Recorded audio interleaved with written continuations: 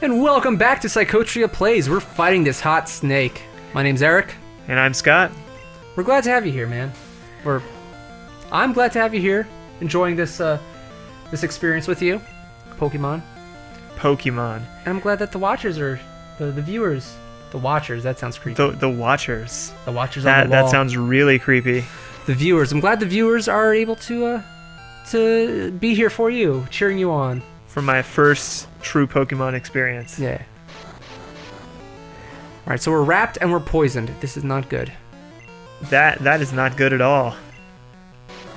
You might not be able to beat this hot snake. Nah, man. Well, at least It's a crappy situation you have yourself in. Ho ho! You're quite the jokester, my friend. That's what I'm told. It's what you are told. Well, believe me, it's true. All right. Come on, dude. Let's get this. I don't know. This was not a good matchup. I just want some easy experience. But he's wrapped now. You need to wrap this battle up. That's what needs to happen. I agree with you, man. I agree with you. Hey, we're wrapped or poisoned. We're getting screwed no matter what we do.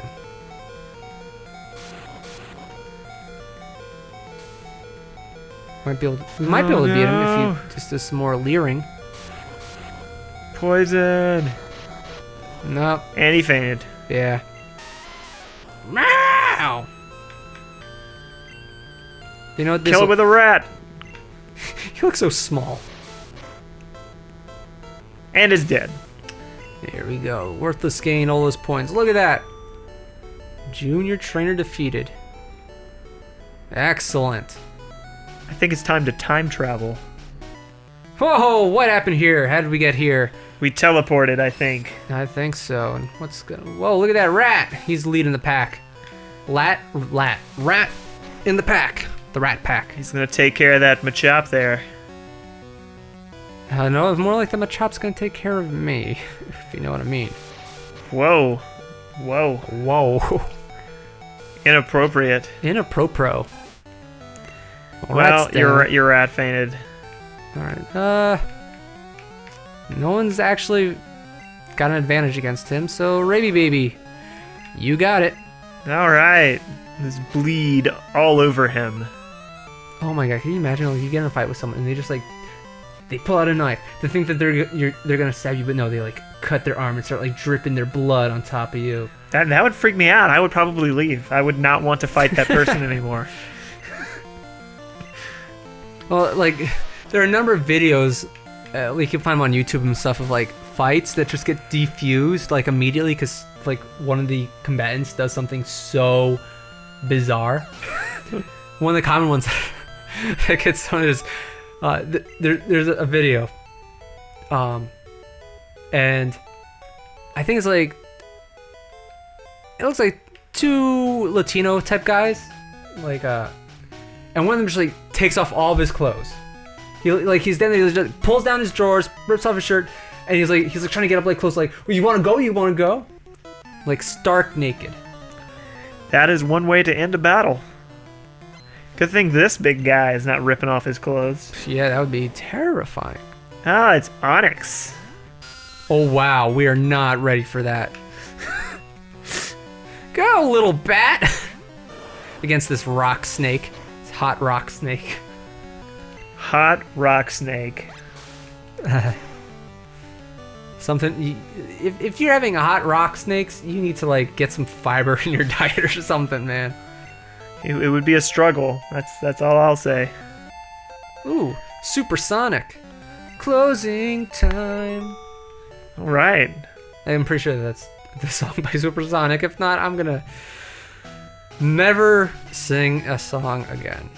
Or just edit that out and splice in the correct thing. Yeah. But if I did that, then they wouldn't quite. This section might not make sense. You know what I mean? Ah, it'll make sense. Ah, yeah. Right, so cool thing. Technically, you can catch Mew. You know who Mew is, right? I am familiar with Mew. Right.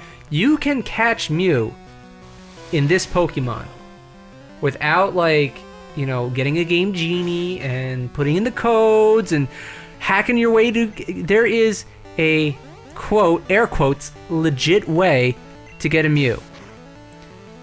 And it involves catching an Abra, getting in a fight with someone, but pressing the start button like right when like you move into the tile where he'd like see you, right? Because each trainer can like see a certain number of tiles, and if you're in their line of sight, they'll come up to you.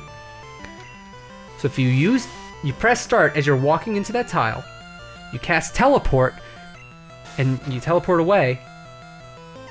The opponent will, as you're teleporting, the opponent will like have the exclamation part like he sees you. Right now that creates like some kind of bizarre state in the game. Then depending on the next fight that you get into, with that'll determine what your next random encounter will be. And one of these trainers in this area, you fight him, your next Pokemon you fight will be a Mew. A level 7 Mew.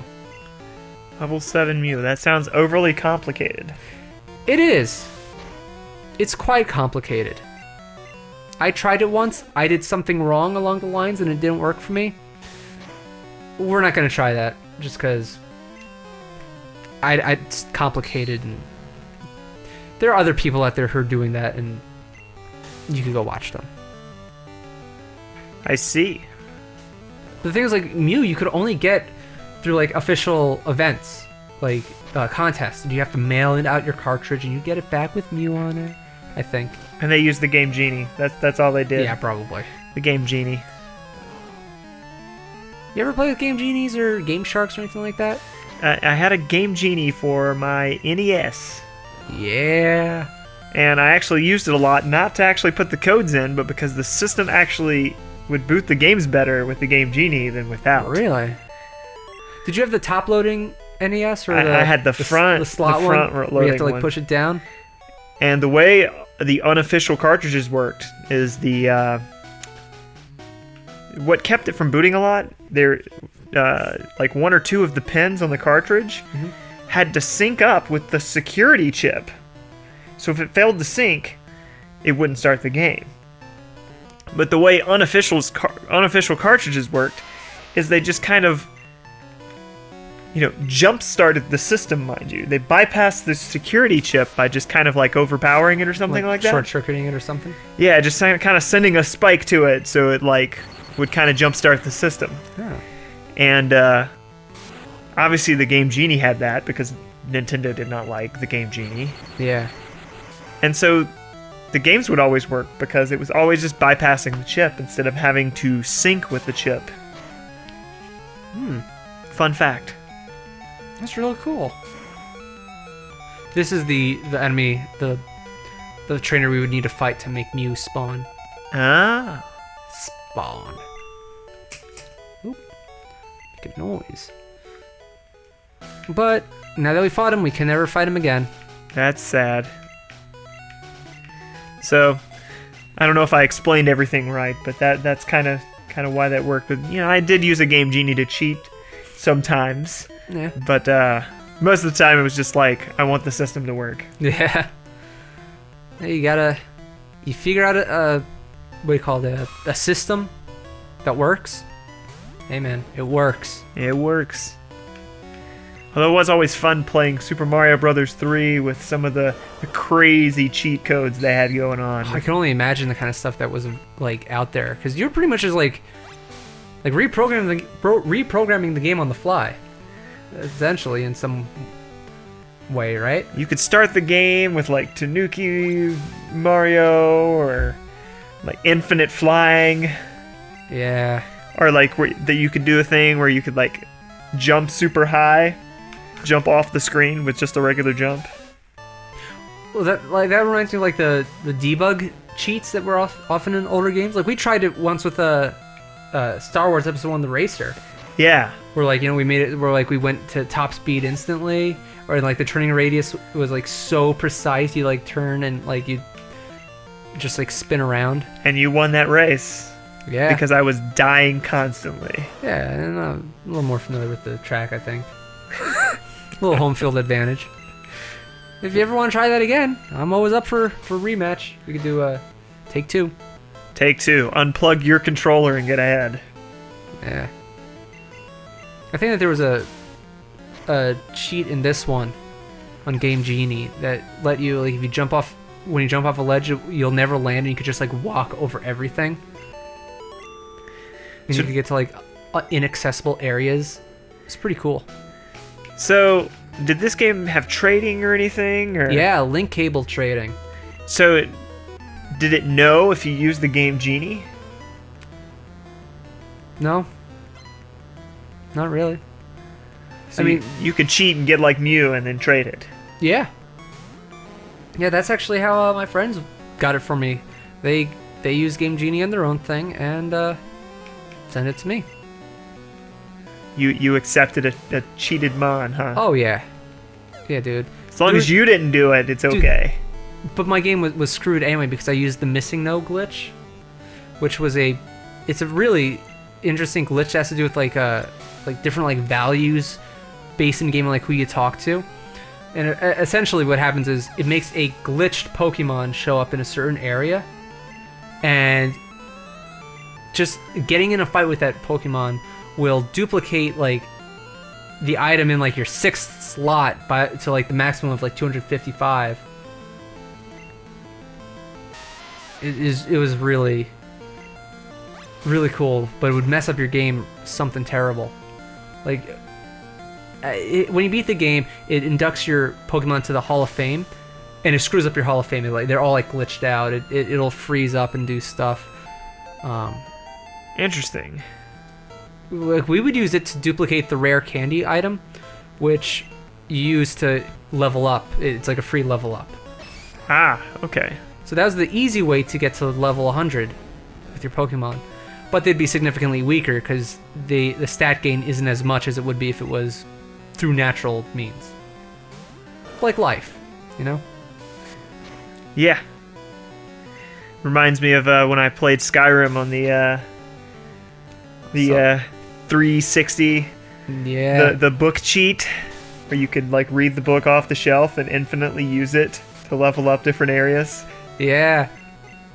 Man, Skyrim just had some great glitches that you could exploit. I did one where I was able to like make insanely enchanted weapons and armor and stuff, where it was like I just pretty much have to breathe on someone and they're dead.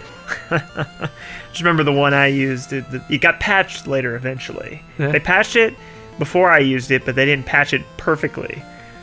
So it was that I don't know if you know about the book in the game that it gives you 3 options and it levels up everything by 5 levels in the category that you choose. But if you read it from the bookshelf, where at the time that I used it, if you read it from the bookshelf, you could put it back and then continuously use it. Because you were supposed to only be able to read it once and then it was done. Yeah. So I used it to max out my character. Just taking advantage of glitches is always good. Guy wants to fight. I'm a cool guy. I've got a cool girlfriend. Wow, man. Somehow I don't think she exists. Well, she's from Canada. Sure. You'll never meet her. I knew a lot of kids who'd use that excuse. Oh, I have a girlfriend. Yeah, from Canada. Met her this summer. She's from Canada, though. I went to Canada in October, and I asked if they had any like equal, metaphor or idiom or cliche like that. They're like, no, you could just make up like a city on the other side of the country and be fine. No one would question. So also in Canada. Yeah. Yeah, because Canada's huge, but low population apparently. Like it's cold there. They only have the population of California, and they're larger than the U.S. That sounds surprising. Huh. It's cold a lot there, so yeah. I liked it there. I'd go back. I met a lot of cool people from Canada. So I need to get myself out to the Europe. Ah, yes. I need to get to Germany. I need to go to Amsterdam and other places. There's Tons of places to go in Europe. tons to go. Yeah. Well, we just got to get into this house over here, and we'll be all set. This girl, she's the last combatant. All blocking right. her way. Well, we're gonna kick her lass. Gonna kick her ass. All right. Actually, I think Dude might actually have a. No, we're gonna go with baseball. Baseball, go! Because I realize his bug attack is gonna be super effective. Oh no, stealing health. Look at that. And it's gonna be a lot of experience because this is a trainer Pokemon. Audition, those beady eyes. It was a little unsettling. Little bee eyes. Kind of freaky looking.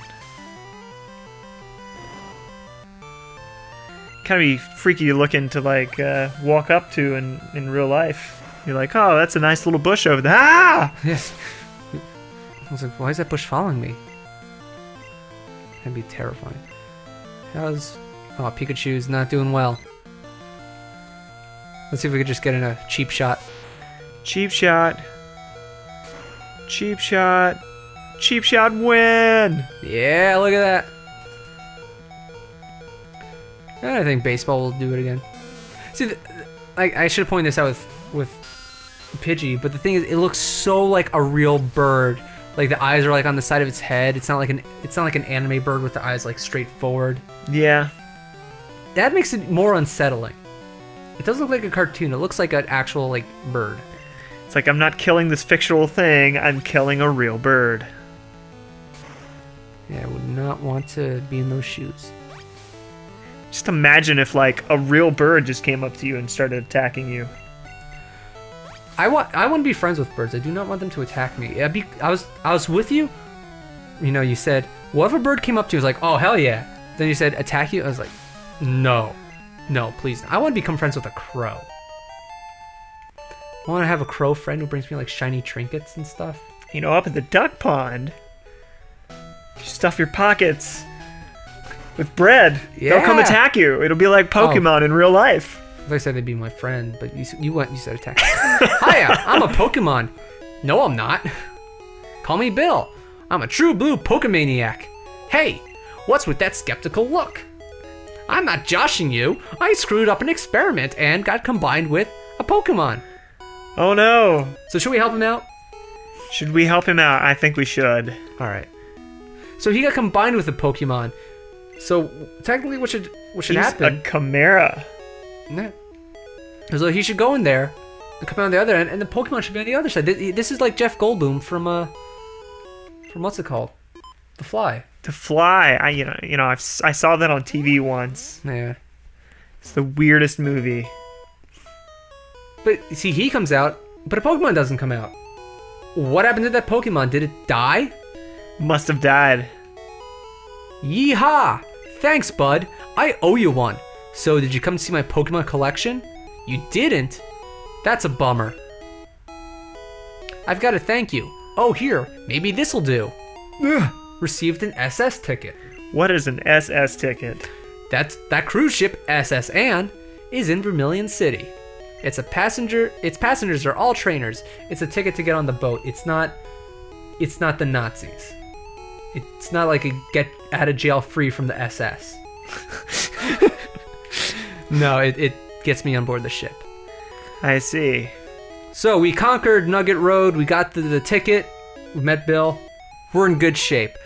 On the next episode of Psychotria Plays, we're gonna fight Misty at the gym. So All right. tune in then. See ya.